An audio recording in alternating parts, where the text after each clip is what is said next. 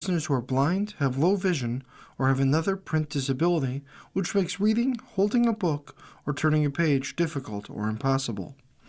The content is copyrighted by the respective publishers. For more information, please visit us on the web at nfradioreading.org. Hello, this is Elaine, and for the next hour I'll be reading from the December 21st, 2025 issue of the Sunday Gusto from the Buffalo News on the Niagara Frontier Radio Reading Service. And first, an article called Merry Movie Menus. Eat along with these classic holiday films. Forget popcorn and peppermint bark this season. It's all about eating what you watch. From Elf-inspired spaghetti sundaes to Love Actually cheese boards, home cooks are turning their favorite holiday films into edible experiences that are taking over social media. The immersive experience has multiple courses, and when the food appears in the film, participants eat the same dish. Here are 4 different ways to join in on this trend for the holidays with cult classic movies that could become a fun tradition. National Lampoon's Christmas Vacation.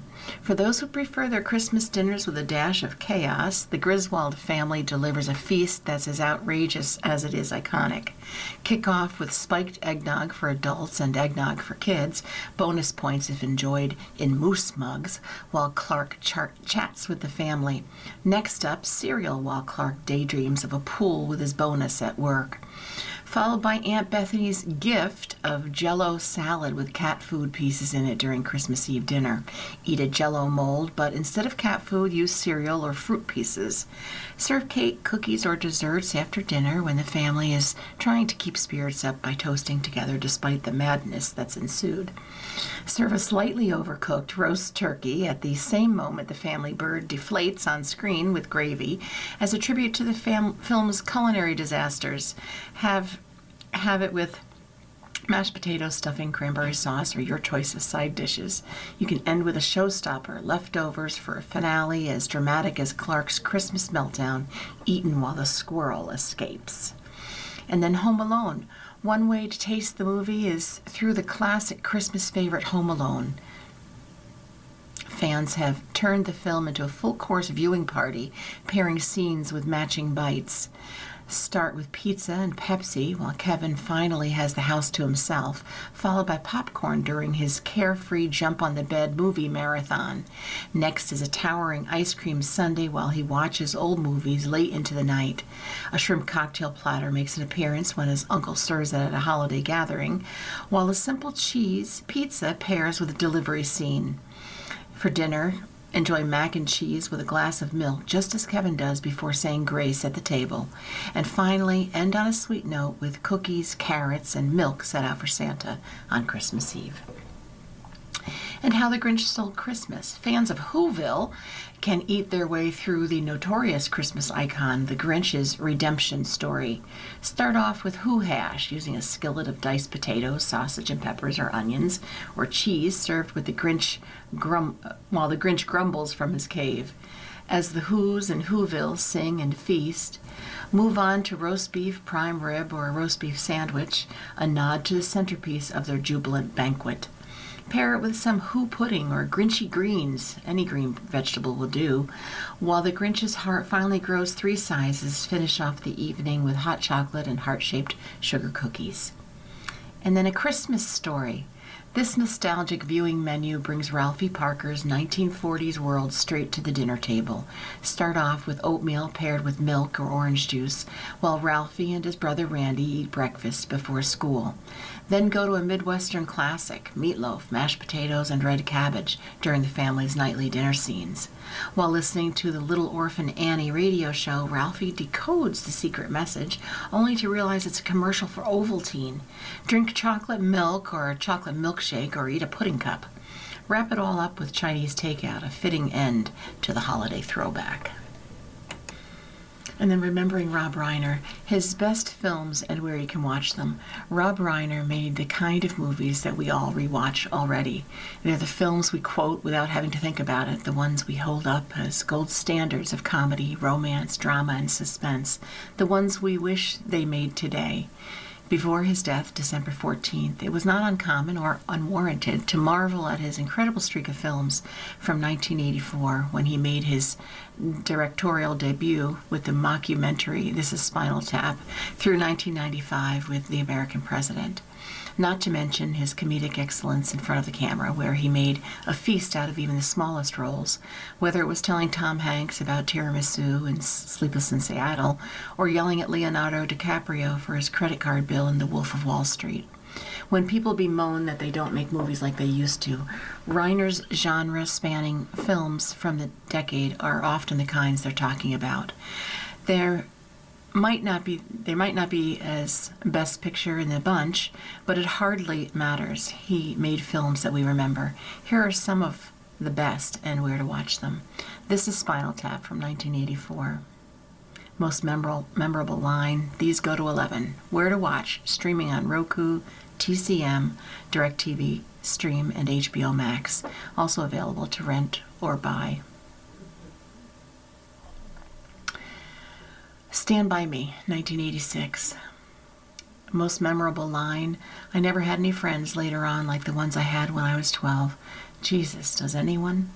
Where to watch, streaming on Netflix, Fubo TV, and Philo. Also available to buy. And The Princess Bride, 1987.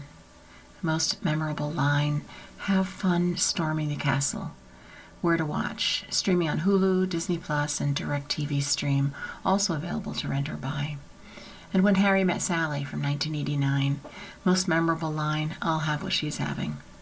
Where to watch, streaming on Roku, Starz, and DirecTV Stream, and also available to rent or buy. Misery, 1990. Most memorable line, I'm your number one fan. Where to watch this movie, available to buy on Prime Video or Apple TV.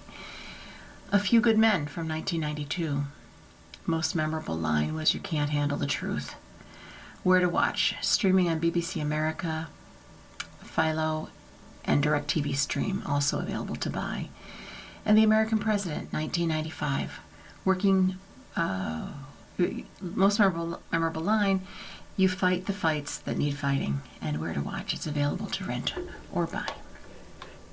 And in the taste section, ice wine, one of the world's rarest, is made in Western New York.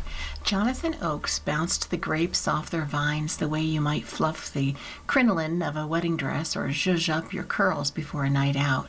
The grapes, plump, frozen, and color-changing between pink and purple, depending on the light, dove into Oakes' collection bin. He scooted down the vineyard, bounce, zhuzh, scoot, repeat. This is not the way most grapes are harvested. Most grapes are picked by machine in early fall, but frozen grapes get special treatment. Maybe it's the reward for staying on the vine long past picking season, for freezing in the snow before sacrificing themselves to make one of the world's rarest wines. Oakes and his right-hand man, Daniel Casterton, kneeled on snowy shins before the vines on a blindingly bright and frigid Monday. They picked up the last remaining grapes at Lockport's Arrowhead Springs Vineyards to make a new batch of luxurious gold ice wine. Everybody assumes the wine industry is glamorous, Oakes said, but it's sort of just farming and doing dishes. Ice wine is made only in the world's wintry wine regions.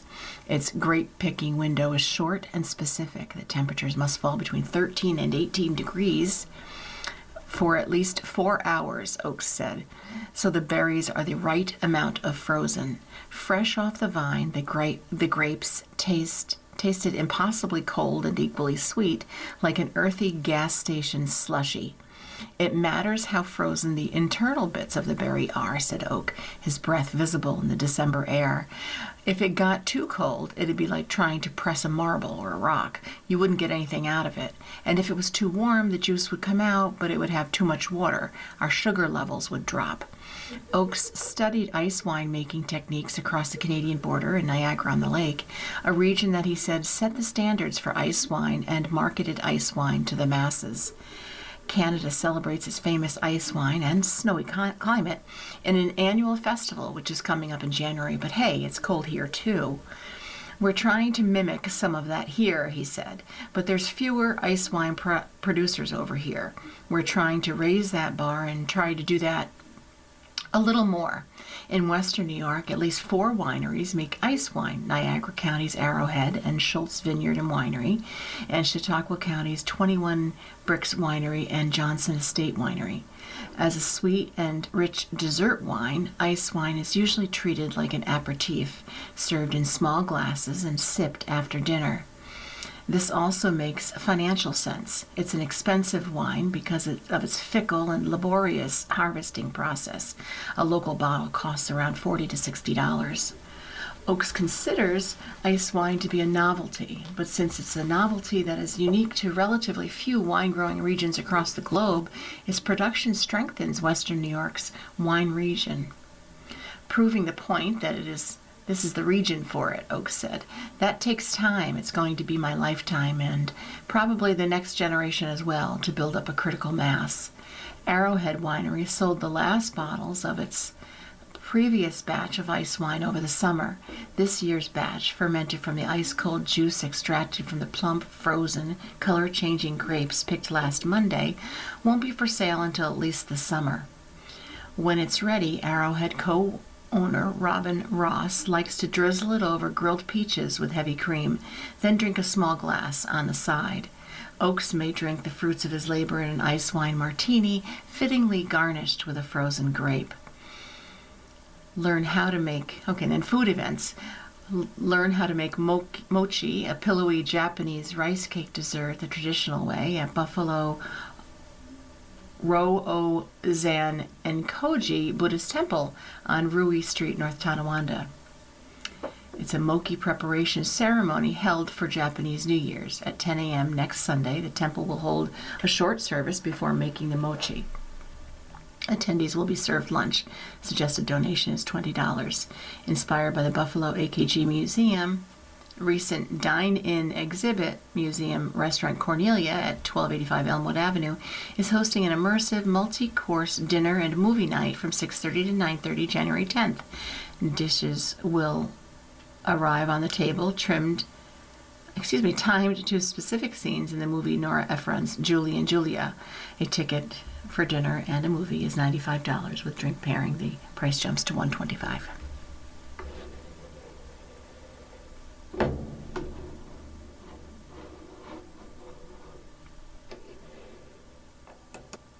And now the 10 best books for 2025. Standout stories. Best fiction books. If what I read and loved in 2025 is any indication, writers have pulled their focus in from the big picture to the world writ small. Between the covers of my top 10 fiction books, you'll find themes of escape, hope, tragedy, and joy. And this is by Chris Hewitt from the Minnesota Star Tribune. A Guardian and a Thief by Megha Majumdar. When Claude Peck reviewed this for his Minnesota Star Tribune, he called it an instant classic. Those are strong but apt words for the new book by this author of the equally terrific A Burning. There are 2 main characters, a Kolkata matriarch who is getting her family ready to relocate to the U.S., and a wily thief who unknowingly steals the family's passports. The profusive novel shifts between their points of view, revealing that both of them are guardians and thieves. Tragic and insightful. That's a book that we'll be reading for many years to come. Buckeye by Patrick Ryan. The canvas is small, a handful of key characters in an Ohio town, but the scope of Buckeye is huge. Ryan covers several decades in the lives of 2 couples, one seemingly happy and one not so much, which are intertwined by a secret most of them don't know. When the secret emerges, it upends everyone's lives. There's a bit of Ann Tyler and Ryan's writing, which is focused on the tiny details of existence. But it's a bigger book than Tyler writes, and it's more interested in the inexplicable. One character, for instance, is a medium who is particularly helpful during World War II when folks are looking for information about loved ones overseas. And then The Impossible Thing by Belinda Bauer. Welsh writer Bower should be much better known in this country. All 10 of her books are witty, page-turning gems. Many of them recall the work of the late Ruth Rendell in the way Bower sets us up to follow two characters whose fates are destined to intertwine in disastrous ways. The Impossible Thing is a sunnier book inspired by true events. The century-ago obsession over decorative Guillemot eggs, pardon my pronunciation. When it's discovered that a small child is the only person who can reach a cache of the valuable eggs, it changes the lives of her family and sets into place a mystery that stretched out over more than 100 years. Culpability by Bruce Holsinger. Like Ryan's book, Culpability is a family drama, but this one spins even further out of control. A car accident in the opening pages leaves 2 people dead in one car, and in the other car, all 5 members of the Cassidy Shaw clan shaken to their cores. As this riveting novel unfolds, we begin to see why every member of the family believes they are responsible for the crash. We also learn how deviously artificial intelligence has wound its way into their lives. From one child's virtual friend to a mother's career and technology ethics to a wealthy Bill Gates-ish neighbor with a startling connection to the family. Evensong by Stuart Onan. I'm only just now realizing how many of my favorite novels this year are about families that are grappling with rapidly changing circumstances in their lives and in the world. In this one, Emily Maxwell, from previous Onan's novels, including Emily Alone, is a member of the Humpty Dumpty Club, a community of retired women who take care of one another. Onan's book closely observes the everyday joys and sorrows of their lives, paying particular attention to the ways in which the women have created a new kind of family. People Like Us by Jason Mott. There's a playful Kurt Vonnegut quality to Mott's novel, which revisits characters and themes from his National Book Award-winning Hell of a Book. And again, it's not imperative to read the earlier book, but it will enrich your experience of People Like Us. Both, or possibly all 3, main characters in People Like Us are black writers, one of whom has been asked to give an inspirational speech at a Minnesota school, and one of whom is on a wild tour of Europe. Both these 2 men's lives often seem to blend together, and both borrow biographical details from Mott. All 3 are grappling with big issues of the day, including America's gun problem, and all 3 are incredibly entertaining guides. And The Satisfaction Cafe by Kathy Wong. Joan has spent much of her life being seen as an adjunct to other people, 2 husbands, 2 children, a few employers. But at an age when many people are considering retirement, she finally follows her dream of opening a place, the Satisfaction Cafe, that serves food, but where the main dish is the knowledge that you can go there and find someone who will listen, really listen, to what you have to say. Her therapy baristas work miracles with her customers, as does Joan herself. Same for the nimble Wong, who also wrote Family Trust. And as her dreams become reality, flinty, funny, bossy Joan becomes a vividly original creation. And the 8th book, The Names by Florence Knapp. There's a sliding doors quality to Knapp's novel, which begins with a woman and her young daughter making their way to a registrar's office to register the name of her infant son. On the walk, she muses about the name her abusive husband has instructed her to choose, the name she'd like to choose, and the name her daughter suggests. Then, Names spins off into 3 versions of how these characters' lives could play out over the next several decades.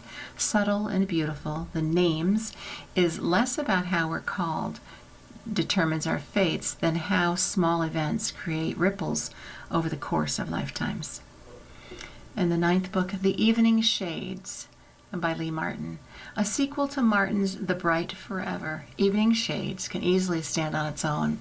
Martin creates the illusion that we know everything about a dozen characters who take turns narrating the story of a stranger from Indiana who settles in an Illinois town. I read Bright Forever after Evening Shades and still loved it. The stranger begins a lovely, halting romance with one of the townspeople, but he affects many more lives, some in ways they don't appreciate, which is why there's swift backlash against the stranger who's trying to make a fresh start, but who learns that, to paraphrase William Faulkner, the past isn't past. And finally, Mick Herron. The name of the book is Clown Town. It's rare for a book series to keep getting better and better, but that's what's happening with Herron's comic spy novels, which provide the inspiration for the for the Slow Horses streaming series. If they keep doing one season per book, this would be the 9th season of the show, which has just concluded its 5th. Spoiler ahead if you're caught up on the show, but not the books. At the center of Clown is River Cartwright, who's played by Jack Lowden on the show. Earlier books may have convinced you he was dead. He's investigating a mystery created by his grandfather, also a spy, but don't worry, there's plenty of that smelly, rude spy master Jackson Lamb in Clown Town, as well as a new set of hapless spooks. You're listening to a reading of articles and features from the Sunday Gusto on the Buffalo News, from the Buffalo News and the Niagara Frontier Radio Reading Service. And in television, smooth-voiced Anson dies. The Bills radio team takes a hit.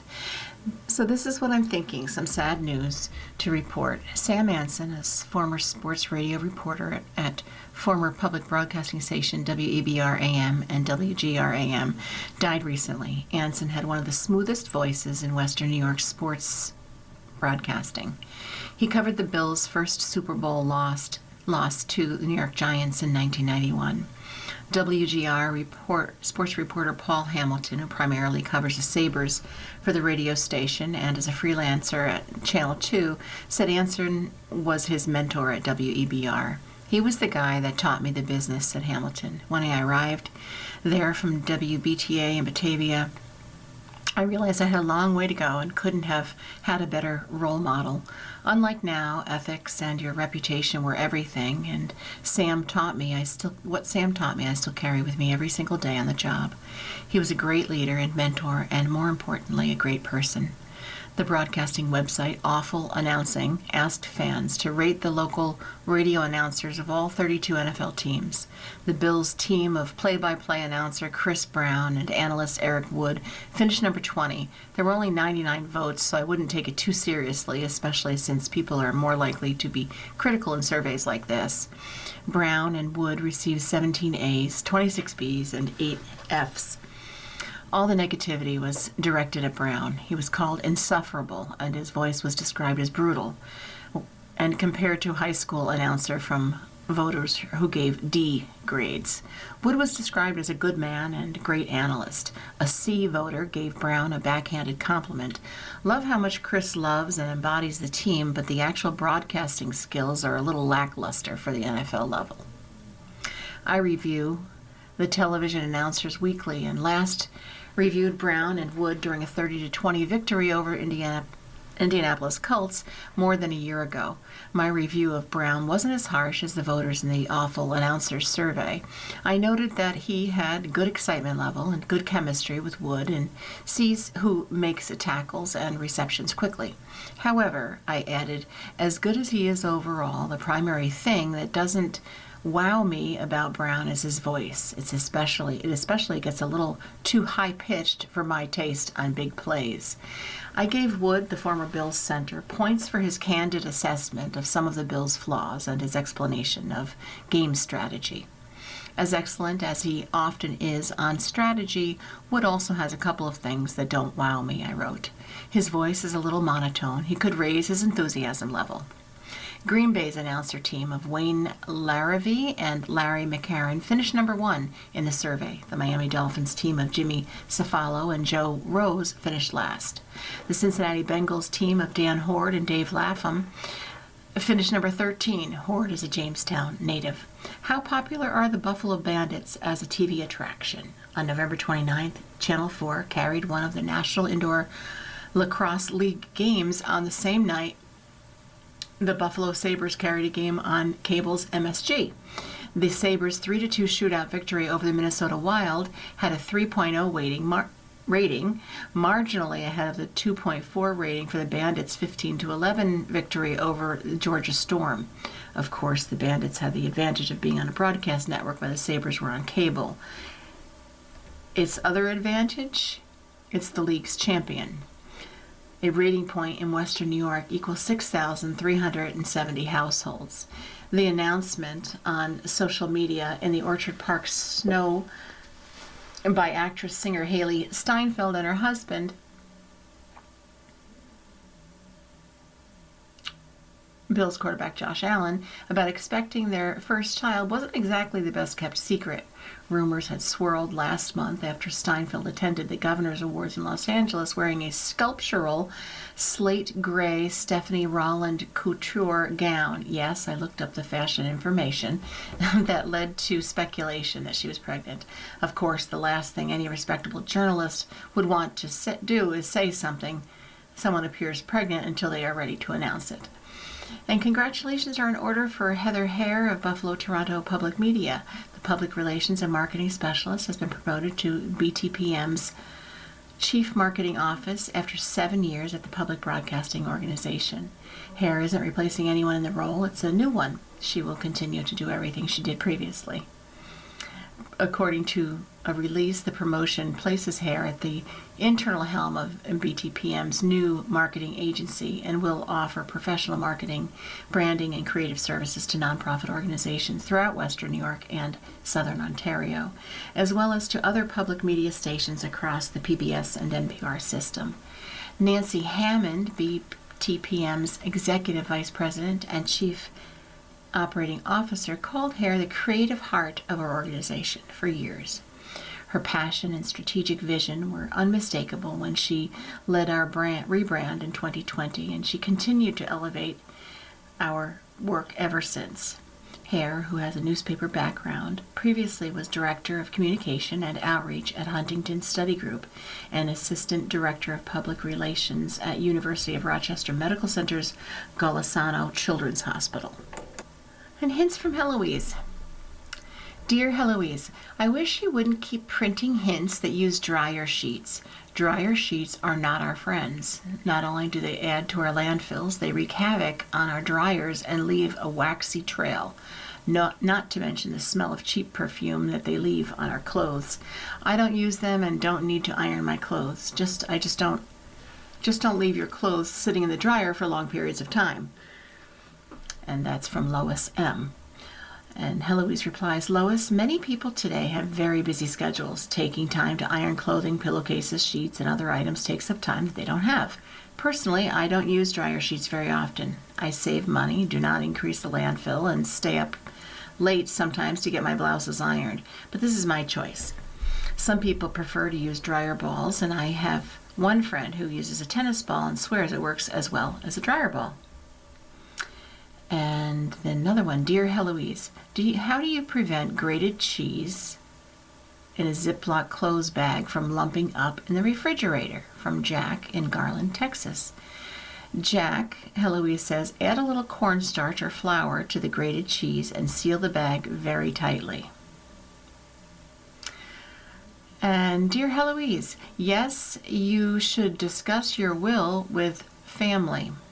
I have a friend who can't settle a relative's estate because he died in a house fire. They don't have a copy of the will, nor do they know the lawyer. Make sure that someone has a copy of your will and all your medical or life documents. It's from Janice. And Heloise says, Janice, I get letters all the time from people who tell me that either their husband won't make out a will or they keep putting it off. Make an appointment to get with an attorney and get your will done. If your spouse refuses to make arrangements for the possessions and directives concerning their health and demise, you may not be able to change their minds. Just make sure that you have this taken care of as soon as possible. And Dear Heloise, perhaps some other reader has already responded to the sunblock hint, but using a sunblock with SPF 15 or higher is a little low. Dermatologists recommend SPF of 30 or higher to protect yourself against skin cancer, and they say that you should reapply it every 2 hours or more frequently if you're sweating or swimming. I read your column daily in the Times of Northwest Indiana. And finally, Larry writes, We had a wall saved and kept our valuables in it in a house in Turks and Caicos. The house was broken into, and the burglars tore the safe out of the wall and took it as well as our valuables. A wall safe is not reliable. And Heloise replies, Larry, an in-floor safe is harder to pull out, as some readers have assured me. But actually, the safest place would be a safety deposit box at a bank. Thieves find a number of hiding places in the home and don't seem to care if they do an enormous amount of damage while looking for your valuables. People who make a living by stealing know all the secret hiding places. In an article called Holidays Are Hard for the Neurodivergent, the holiday season brings sensory overload, disrupted routines, and endless to-do lists. It's a lot for anyone, but can be overwhelming when you're autistic or have ADHD. Neurodivergent brains process the world differently. Sensory input, such as noise, lights, crowds, smells, becomes overwhelming faster. Social interactions are more draining. Managing all the moving parts takes more mental energy. So does switching from one activity to another. And when routines get disrupted, it's harder to stay regulated. Here's how to design holidays that feel better for everyone. Strategic shortcuts.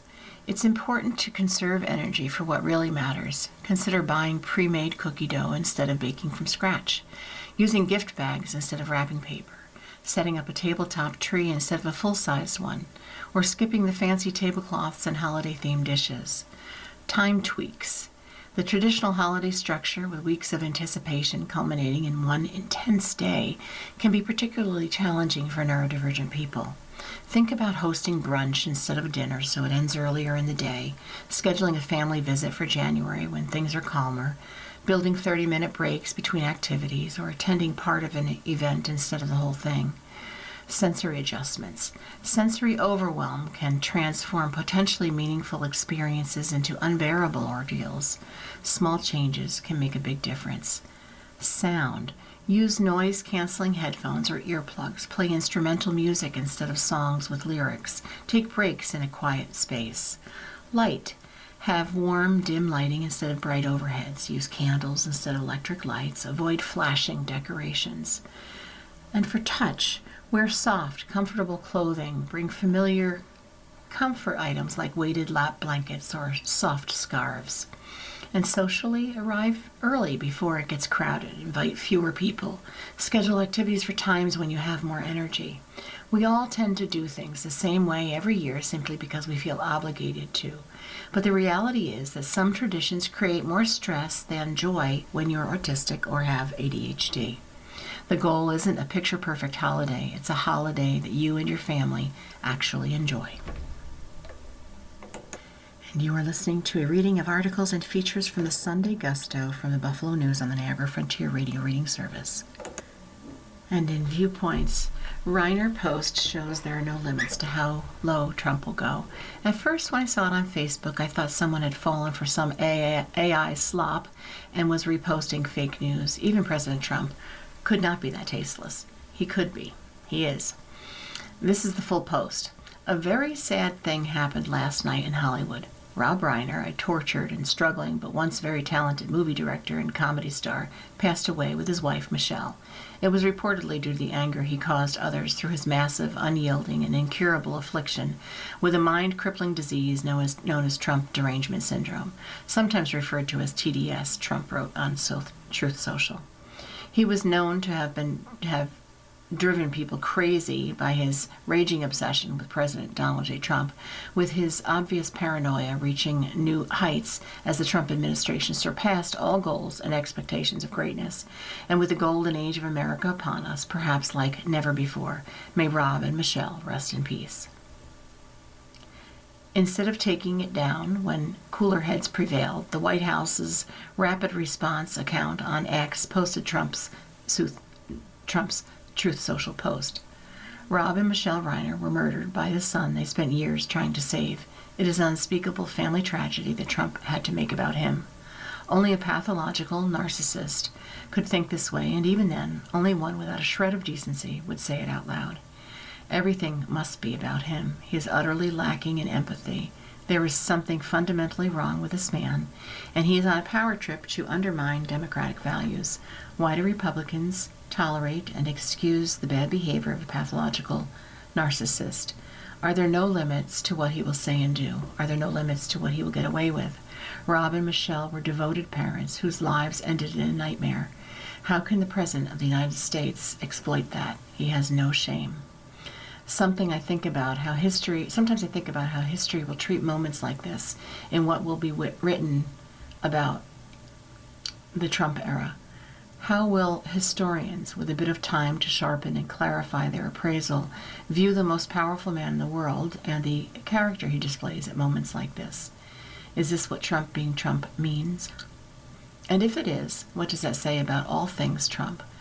You can count on one hand, with a few fingers left, the number of members of Congress from Republicans who have stood up and condemned the president's remarks, and 2 of the 3, including Marjorie Taylor Greene, have already had public falling outs with Trump. The rest don't touch him. Is this how they bring up their children, to behave like Trump? I have to believe that we would all chastise our kids if they responded to a human tragedy the way Trump has responded to these murders, making it all about him, blaming the victims and their opposition to Trump for what happened to them. A crazed response, you might say, if you weren't talking about the president giving comments on murder case. Maybe in a few days, people will forget about what Trump had to say about the Reiners. He says so many outrageous things that their sheer volume outweighs the effort to single them out for individual attention. Even so, I suspect this one may stick. The public is not likely to lose interest in a case that has inserted itself so forcefully into our consciousness. And if you can't stop thinking about the case, how do you stop thinking about what Trump said? And in nation and world news, Russian strike kills 8.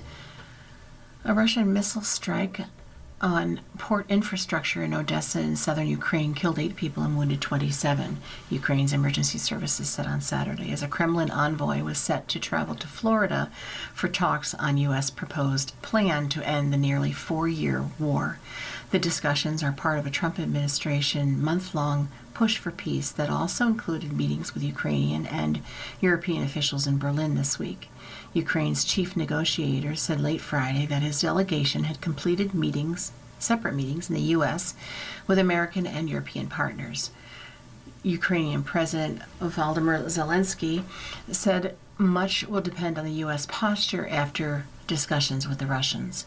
Speaking at a news conference in Kiev with Portuguese Prime Minister Luis Montenegro, Zelensky said that the key question remains how the United States responds after consultation with the Russians. At this point, I honestly don't know, but I will know later today. Ukraine and Portugal signed an agreement to establish joint production of maritime drones, Zelensky said. This is one of the most promising areas of defense cooperation.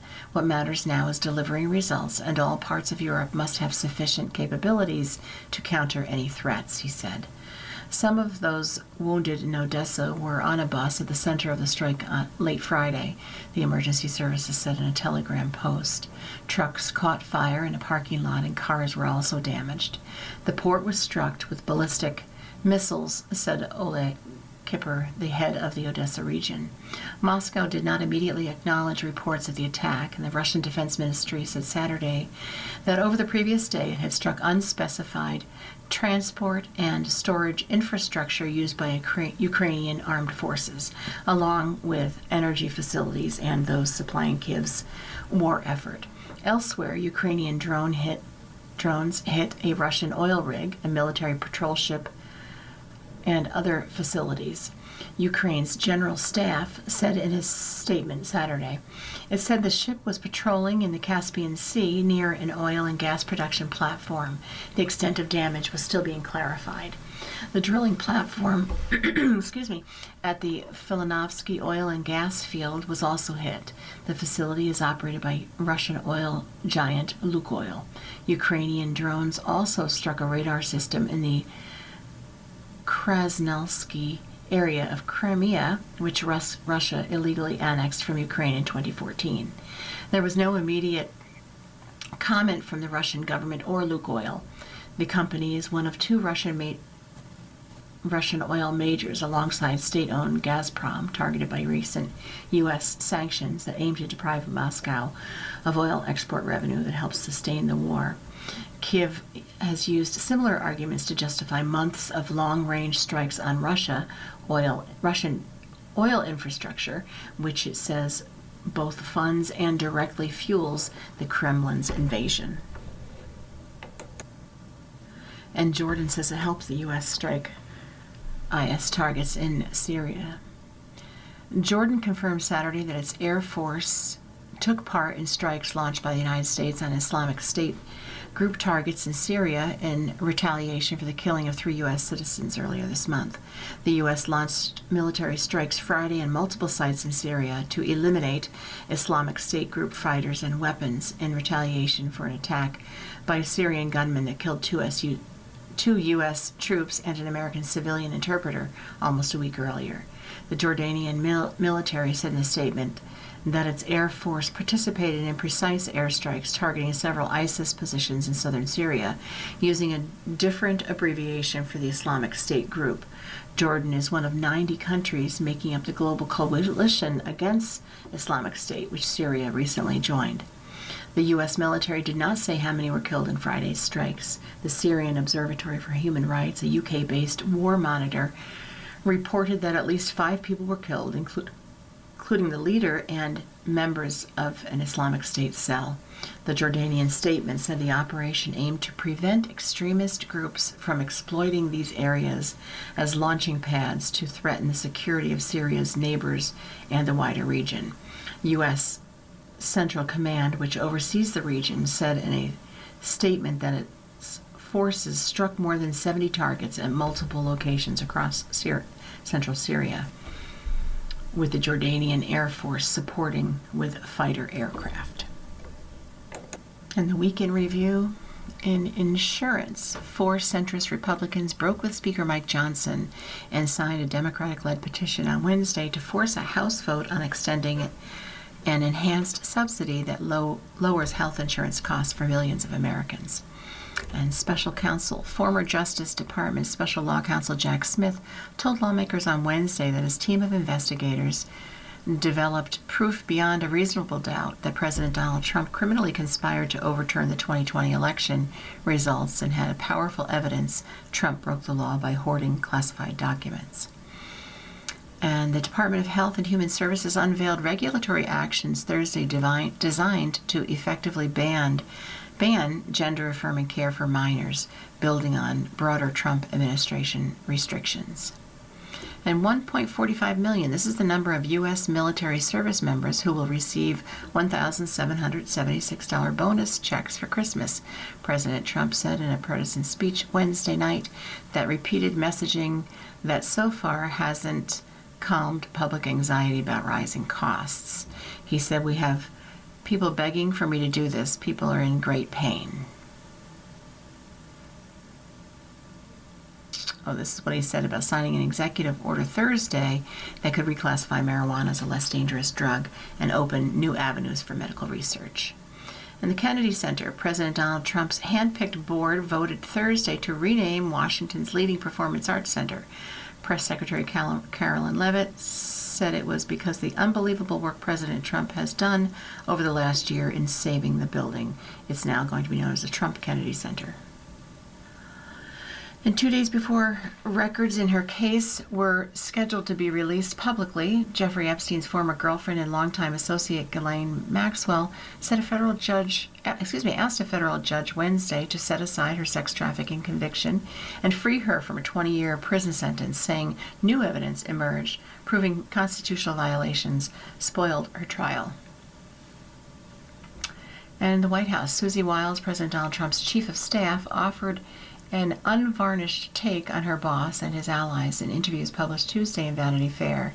She described Trump as someone with an alcoholic personality and Vice President J.D. Vance as a calculating conspiracy theorist.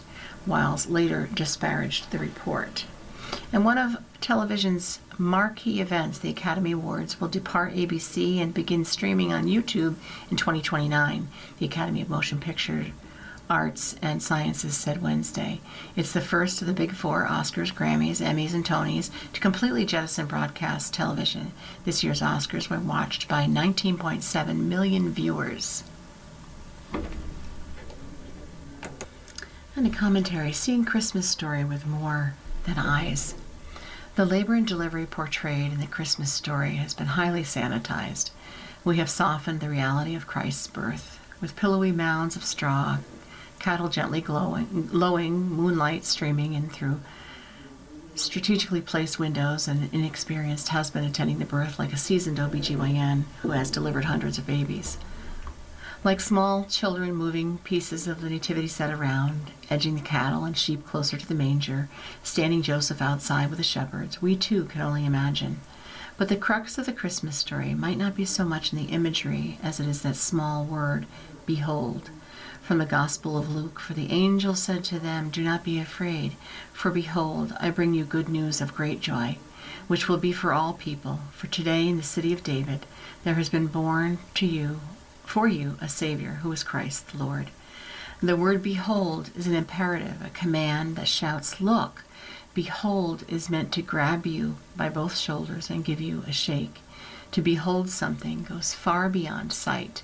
The root of the verb can also mean to know, to understand, or to experience. My nephew, who is blind, could see things in that manner.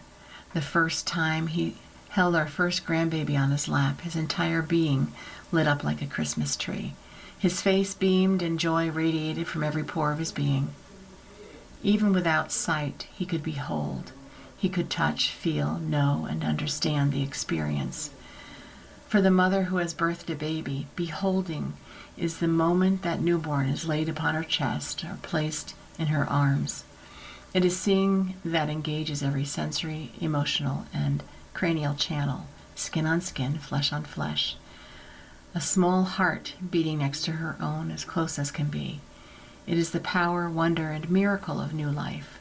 The hard work that preceded birth fades into the past, eclipsed by joy and awe. The marvelous lights, colors, decorations, and feasts of Christmas are merely embellishments. The true heart of Christmas is the invitation to behold the babe in the manger, not just with our eyes, but with our whole being. Nutrition article, upper crust. Bread gets a bad rap, but really it just comes down to choosing the right kind. When you know what to look for and what to avoid, bread can be a nourishing and fiber-filled addition to your diet. Still, you might be wondering how to make sense of the overwhelming bread aisle, increasingly flooded with labels and claims like whole grain, multigrain, wheat, and sprouted. To clear up the confusion, we asked registered dietitian for their top tips on how to choose the healthiest grocery store bread. Number 1, whole grains as the first ingredient. When shopping for your next loaf of bread, don't just rely on the front of package marketing terms. Be sure to flip over the ingredient list on the back. Registered and licensed dietitian Lisa Andrews recommends looking for the word whole in front of the first ingredient. Look for 100% whole wheat or 100% whole grain, not just wheat bread or multigrain, which are often made with refined flour.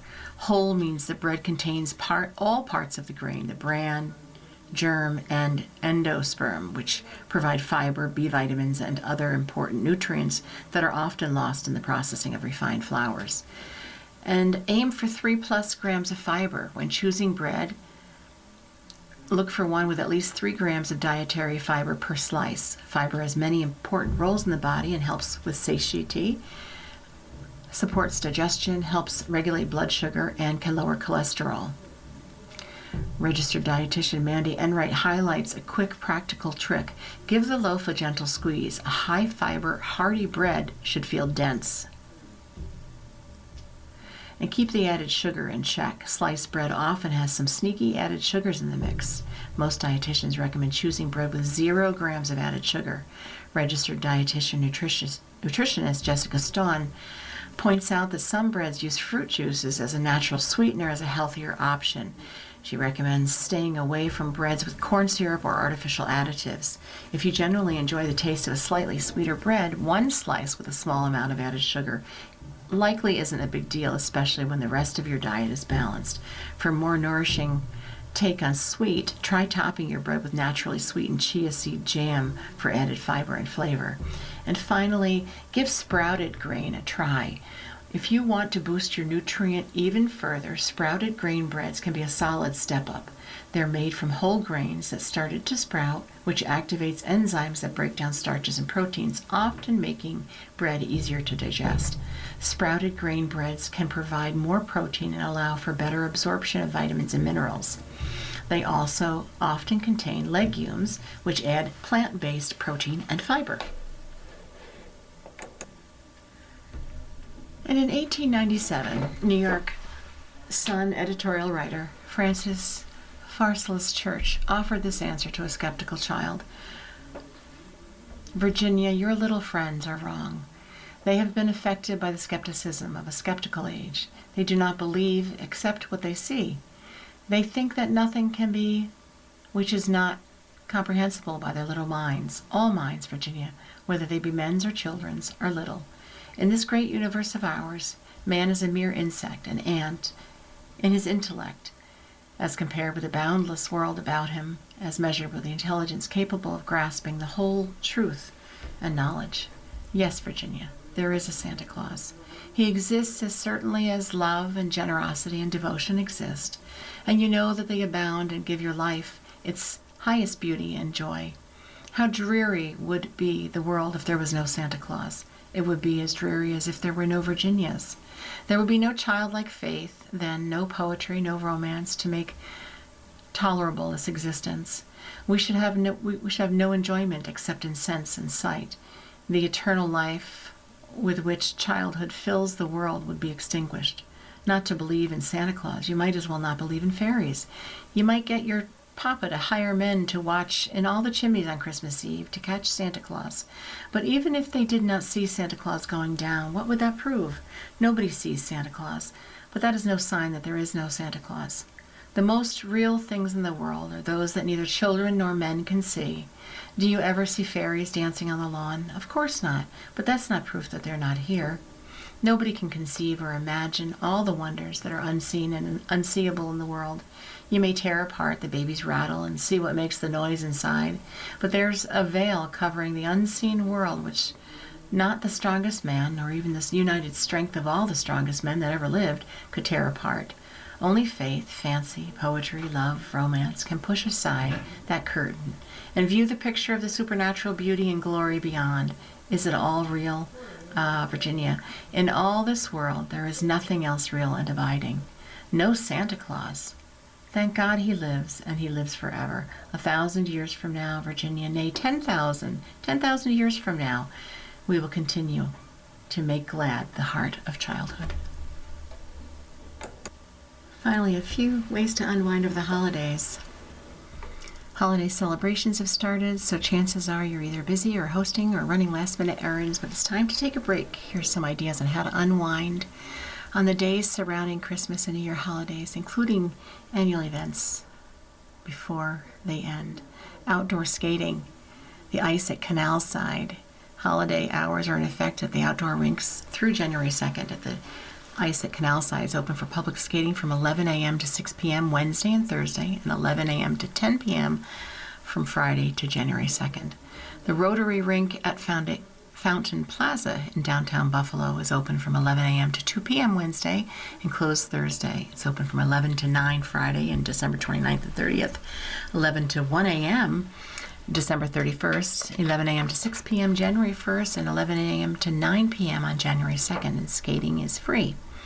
The Aurora Classic Rink in East Aurora is open for public skating from 1 to 2:20 p.m. Wednesday, then closes on Thursday. Reopens on Friday and Saturday with multiple skating sessions, 1 to 2:20, 3:30 to 4:50, and 7 to 8:45 p.m. You can find more information at classicrink.org. And the Fairgrounds Festival of Lights at the Hamburg's Fairgrounds is down to its final days. The remaining days for the full experience, where you can walk around, see the lights, visit Santa, and participate in family activities, run through Tuesday. You can fill up a car for the drive-through experience Friday through December 30th at thefairgrounds.com for more information. Our Lady of Lights Our Lady of Fatima Festival of Lights has more than 75 lighted displays illuminating the shrine and grounds through January 5th. Our Lady of Fatima is at 1023 Swan Road in Youngstown. And at the Buffalo and Erie County Botanical Gardens continues the annual poinsettia exhibit through January 4th. You can warm up inside the Tropical Conservatory to see the colorful flowers. Holiday hours are 10 a.m. to 2 p.m. Wednesday and December 31st. Closed Thursday, and general hours are 10 to 4 weekdays. The Whiteworth Ferguson Planetarium at SUNY Buffalo offers holiday programs. Let It Snow display, full dome video images choreographed to classic Christmas music, including Frank Sinatra, Brenda Lee, and Trans-Siberian Orchestra. Tickets are still available for a 4:30 p.m. show on Saturday. It is suitable for ages 4 and over. The Star of the Magi, Reflections on a Silent Night, is a multimedia journey into the ancient mystery of the Star of Bethlehem. Tickets are available for 7 p.m. Saturday. Find more information on both programs at planetarium.buffalostate.edu. And you've been listening to a reading of articles and features from the December 21st, 2025 issue of the Sunday Gusto from the Buffalo News.